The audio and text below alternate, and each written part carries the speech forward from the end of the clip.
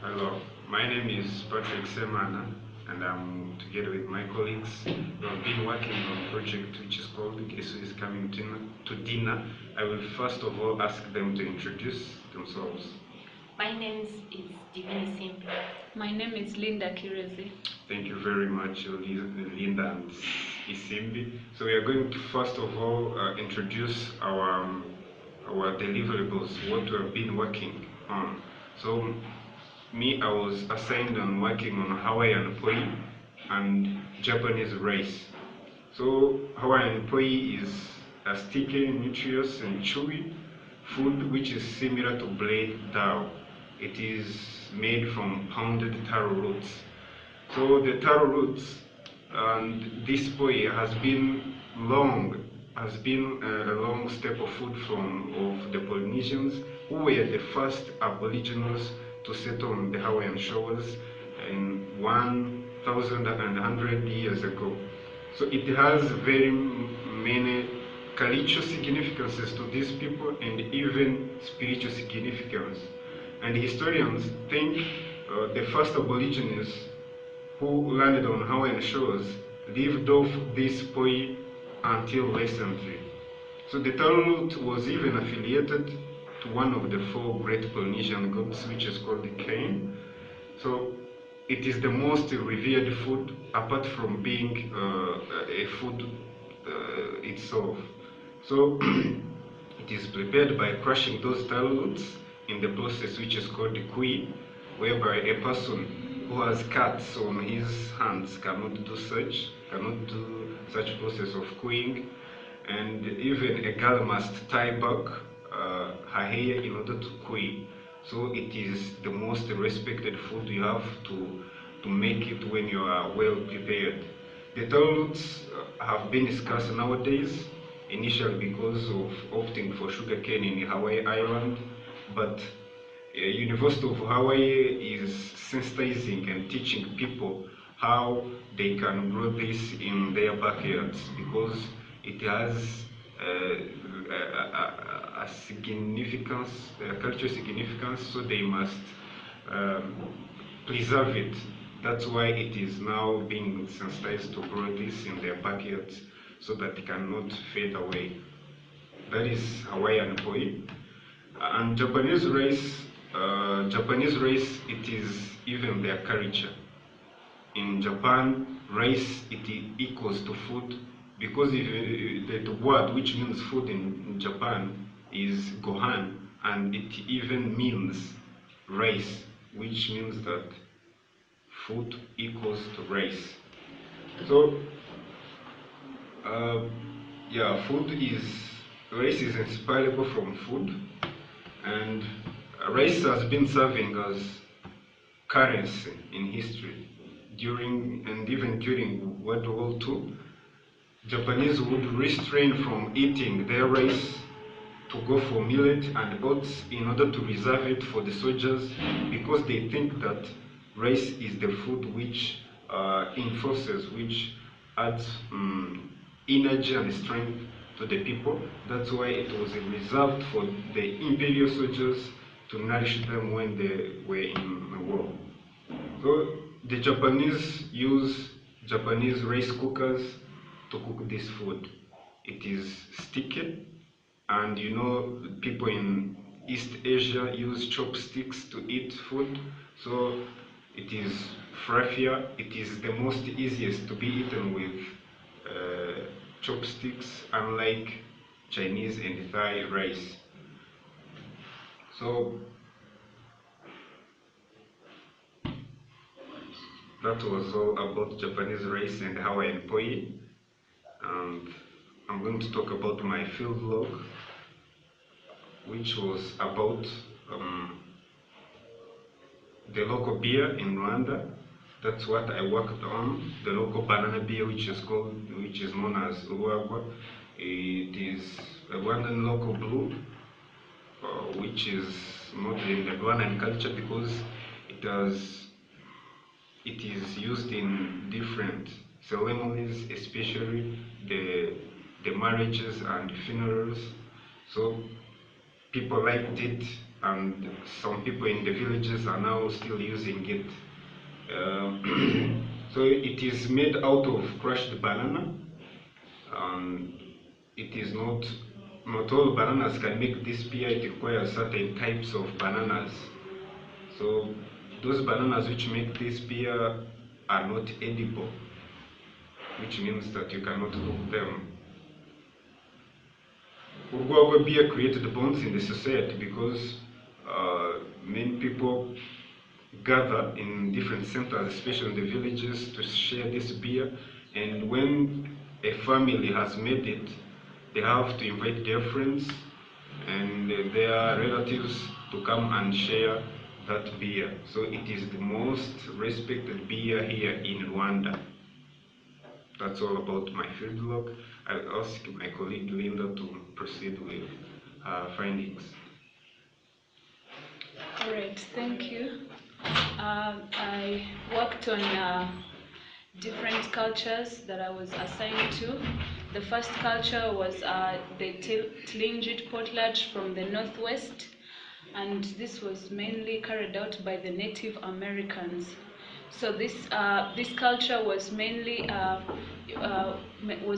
carried out during deaths, naming children after birth, and also wedding. So it was mainly carried out through giving away. So different people in the society used to gather around, and then they give different goods and different items to families. Mainly it was usually held in chiefs' homes. So and different people receive different items depending on the categories. So for example, the poor could only the poor and the rich could receive different goods. The rich could receive copper, they could receive gold, they could receive slaves, but the poor could only receive token. So this culture was not agreed upon by many societies, such as Canadians, and also missionaries, whereby they referred to it as exploiting people due to giving away things that they had worked for their entire life.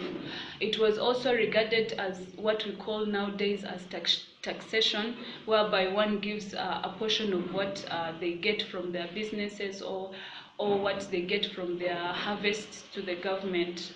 So this culture was later abolished by the Canadians.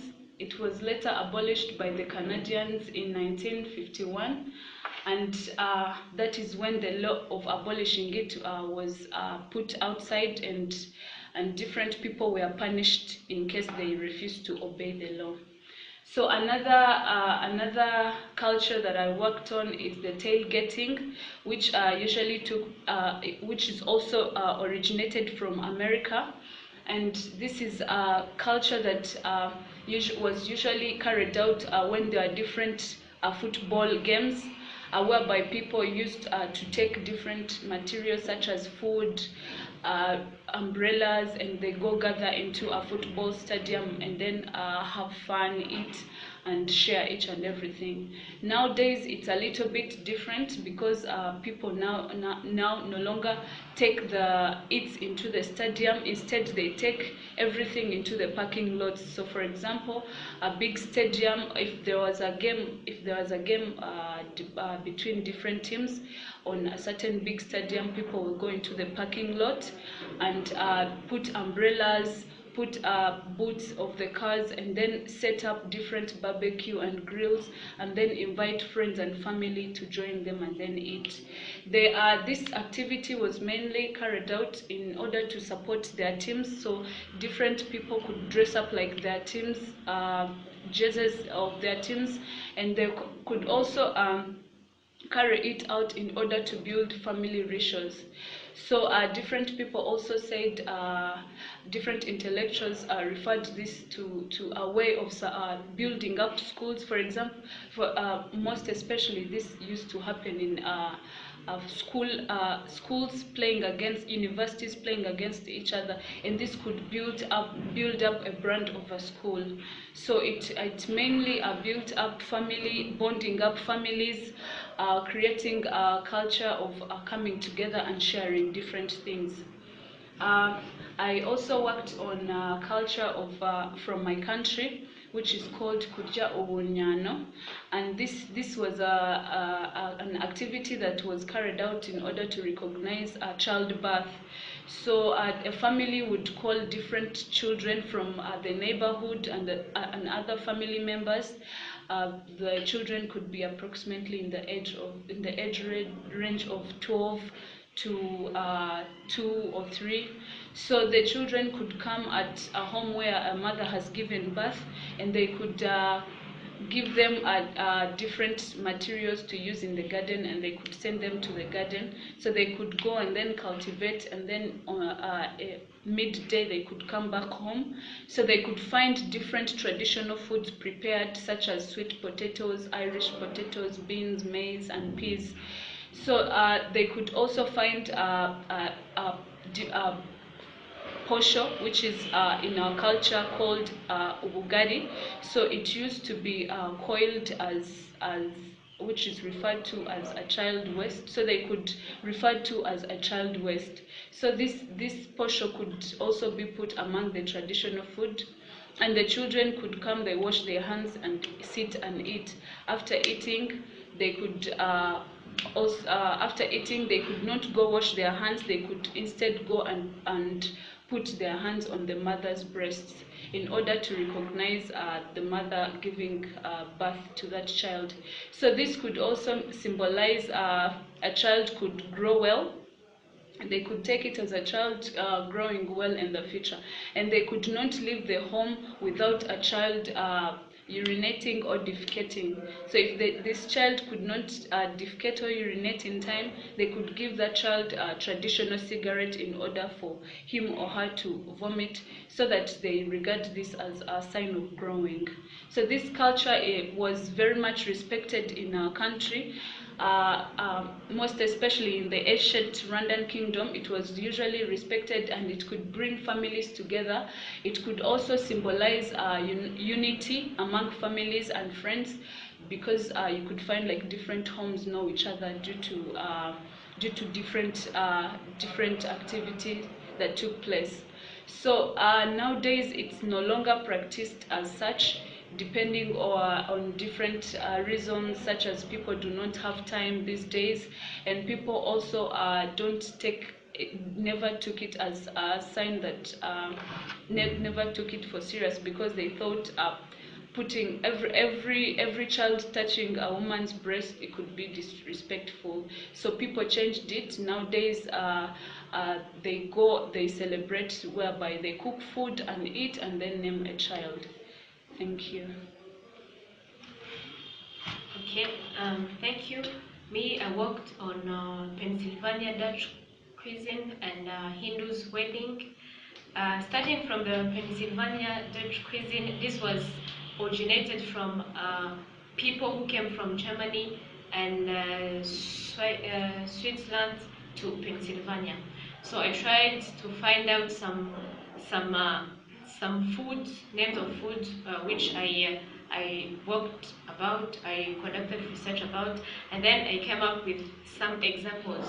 The first one is gambis. Gambis was one pot dish, and it was made specifically for rural families, people who were poor, and then people would get together with on a plate. They should eat it without a plate, so people would come together around and share food, using their hands.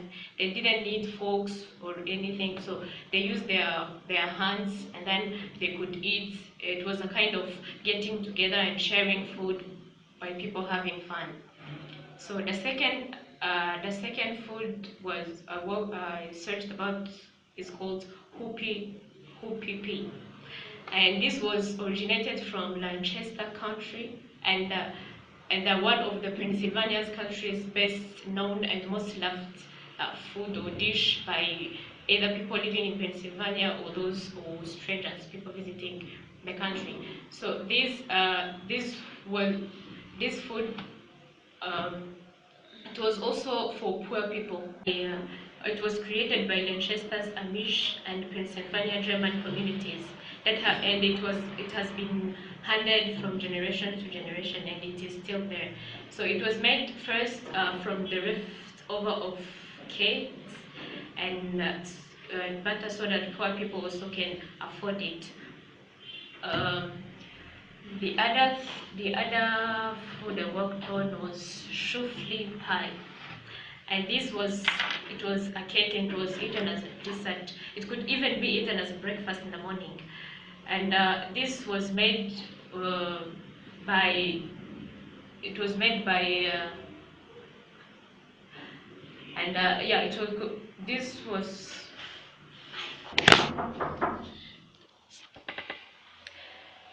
So shuffle pie is made of coffee cake with molasses button, and this, as I said, was a cake and should be eaten as a. It was usually used by poor people. So because it was very very delicious, people would prefer to take this shuffle pie as their birthday cake instead of bringing that usual cake that we know. So this was all about the Pennsylvania Dutch cuisine. Then let's talk about the Hindu wedding. So from their culture, Indians, they consider their marriage as their weddings as an important an important festival in their family. So this was a time that the family would show off, bring interesting thing, and make it very very big. So their way of showing off was to present expensive dishes, many different expensive dishes, and the dishes differ from different parts according to the parts in the India. The north and the south India would have different dishes depending on the region. So I tried to bring out common dishes, or common food they use in the wedding. So the first one is the coconut fruit. The fruit, as we know. So this fruit would be decorated and to be more presentable, and the bride and should be put in the bride's hand. So the father of the bride would come and hold his daughter's hand to handle that coconut fruit to the groom. This was a symbol that the marriage was blessed. So the other thing is rice. Rice also was very important in the Hindu ceremony. It is mostly considered in the Western tradition of the India. So people around or guests people in the wedding, they should throw the rice to the new couple. This was a symbol of blessing also. Even between the couple, the groom and the bride should throw the rice on each other as a kind. It was like a game, and the one who would win that represented the domination in the couple. And lastly, there is cumin seed and brown sugar. This cumin seed and brown sugar, a paste of cumin seed and brown sugar would be crushed together and put on a leaf. That leaf, there should be two pastes of cumin seed and brown sugar crushed together. So they would put on two separate leaves, the one in the hand of the groom and the other in the hand of the bride. And this mixture represented bitterness and would represent the bitterness and the sweetness of the life. So this is all about the Hindus' wedding. Now coming to my field log, I wrote about a ceremony that is usually done in Rwanda, and this is called Umuganura. So Umuganura, by translating, I could call it the first fruits harvest. So this is when people would come together, bring together their harvest. and share it together. So umuganura in the pre-colonial ceremony, it was not celebrated as it is today, because before it was celebrated before the harvest. So it was the first fruit harvest, as I said, and they would get the first fruit and then share those first harvest before the end of the harvest. But today we wait till the end of the harvest so as to share the food together. So the purpose of this activity of Umuganura has the purpose of bringing Rwandans together and share together their productivity, their harvest. So it has many positive cultural values, such as raising awareness among Rwandans, as well as friends of Rwandans, creating unity and diversity, and uniting and reconciling Rwanda as a nation. So this has been practiced before. In the pre-colonial period, it was practiced, it was celebrated in the family level as well as in the kingdom level, and it is the case still in Rwanda. It is celebrated on the family level on the 1st August, and in the national level on the 7th August. So people bring together what their productivity, if I can say, the harvest, and then together they would mix the food. They bring either banana, Irish potatoes, rice, beans. They would bring them together, cook them together, and then share the food. So I have that's a question. it. So you've said that people would bring together their harvests. How did people develop themselves, since all their harvests could be shared amongst the community or the society? No, they don't bring all, because if for example I have got 100 or a ton of beans from my farm, I can't bring it to get all, and we can't eat a ton. So I would, for example, I could take a portion like 10 kilos so that people around. Yeah, it's a sample. Okay. So you don't bring all, you just take a sample. It was like, actually before it was an action of thanksgiving to the gods for the harvest and for the good life. Okay. So that's, and yeah, that's how it was done, sharing. And those people there are people who are poor, those who don't cultivate. So those ones would come without anything, so they would eat with others. Okay. Yeah. So next we are going to talk about anthropology. We're going to talk about different ways, the meaning of anthropologies, and different ways of anthropologists, how they carry out their research.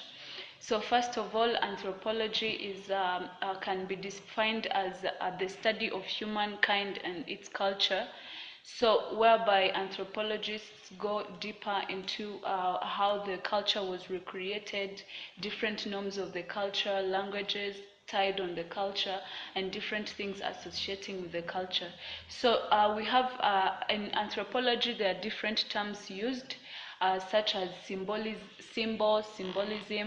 subculture, and racial, cultural relativity, ethnocentrism, and many others. So we're going to start by explaining different terms, and then my colleagues will also go on to explain more terms. So first of all, symbol. A symbol is a sound or a thing which has a certain meaning, depending on the user of that certain thing. And symbolism is an act of using a symbol to represent another thing.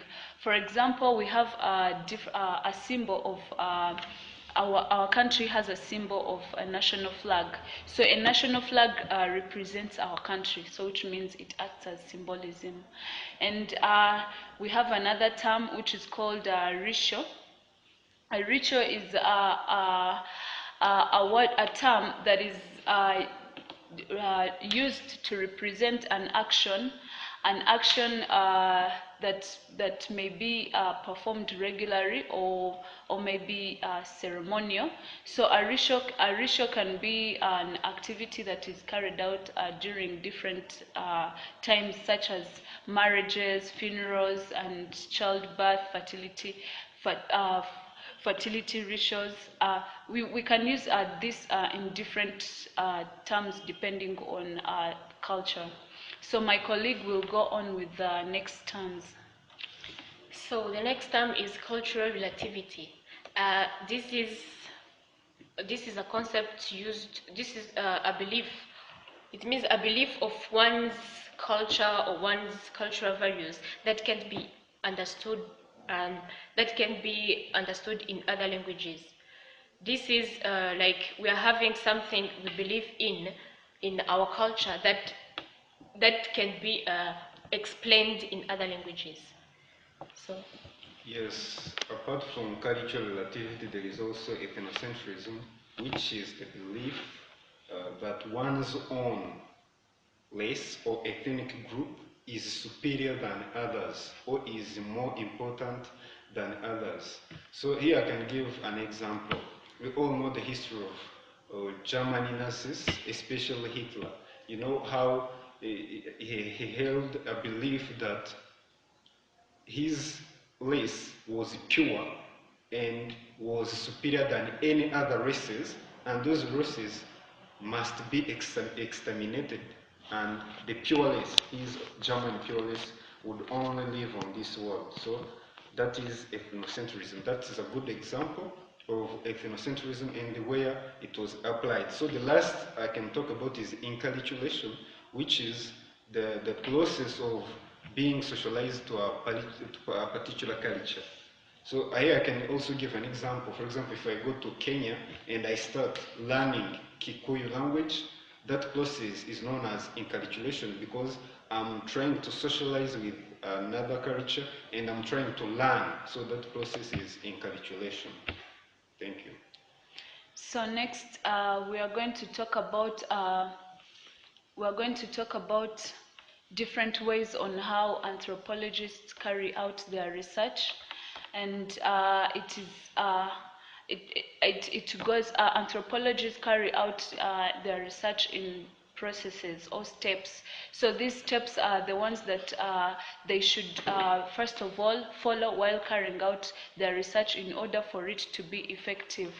So first of all, we have preparation. Preparation, this is where an anthropologist has to really base on what before carrying out the research. So preparation, the anthropologist has to learn the language of the culture he or she is going to carry out. For example, if he or she is coming to carry out research on how people are living in Rwanda, he or she has to learn a bit of basic language so that he or she can communicate with the people. And they should also put together different items that may be used to conduct the research, such as documentation items, such as videos, voice recorders, and even surveys if required. So these things should be put together in order for him or her to carry out an effective research.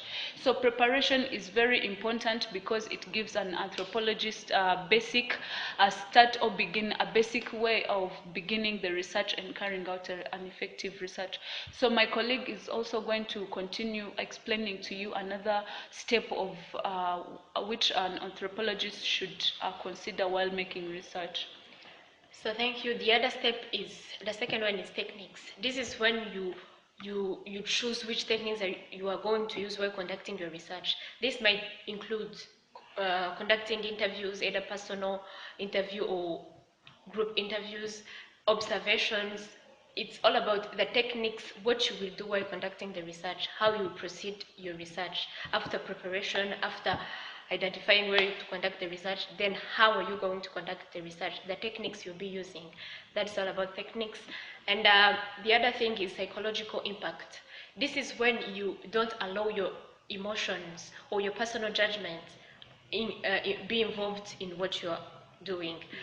Like what we said, like what my colleague said, that the fact that some people believe that their culture or their race is more valuable than others, you shouldn't allow your emotions or your belief of things or your background to get involved in the judgment of others' culture. So you get off your emotions and your personal thinking or judgment so as to be deeper or to even have reliable conclusion about certain culture.